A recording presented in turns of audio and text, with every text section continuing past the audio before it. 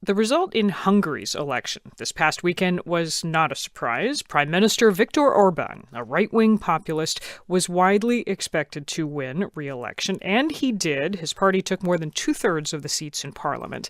Orban achieved that in part by identifying a bogeyman during his campaign, the billionaire philanthropist and financier George Soros. All right, here to help us make sense of what is going on in Hungary right now is Sean Walker. He is the Central and Eastern European correspondent for the Guardian newspaper, and he joins us from Budapest. Hey there, Sean. Hi. Okay, so help us sort through this. Viktor Orban has been reelected as prime minister, and George Soros had a big role to play in this. Walk us through what's going on here.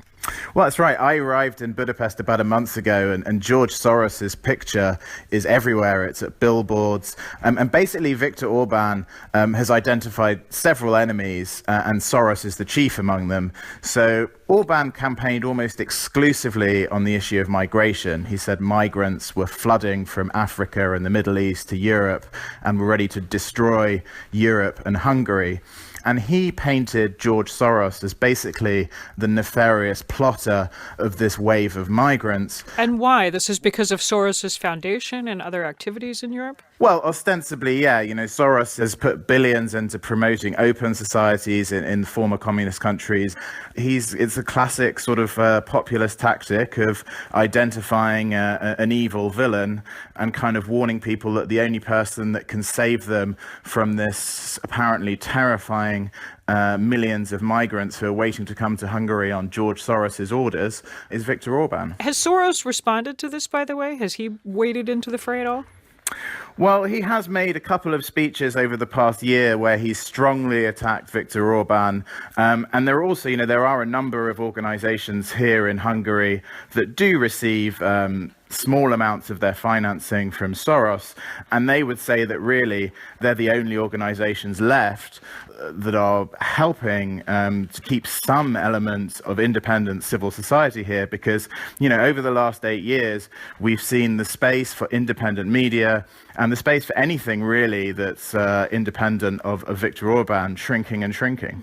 Why does this message resonate, as it apparently does, with voters in Hungary? We said Orban's party has been returned to parliament. They won more than two-thirds of the seats on this anti-migrant message.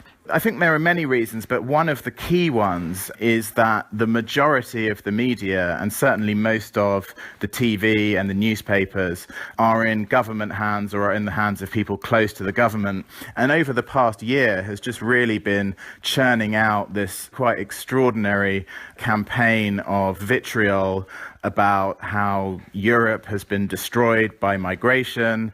And, we've seen in many countries anti-migration rhetoric work. Right, I was going to note, this is not happening in a vacuum. We're seeing right-wing political parties on the rise in Poland, in Croatia, elsewhere. That's right. And I think, it's been noted that often the strongest anti-migrant sentiment is in places where there aren't many migrants. That seems to have been the case here as well. I mean, I went to a town called Miskolc.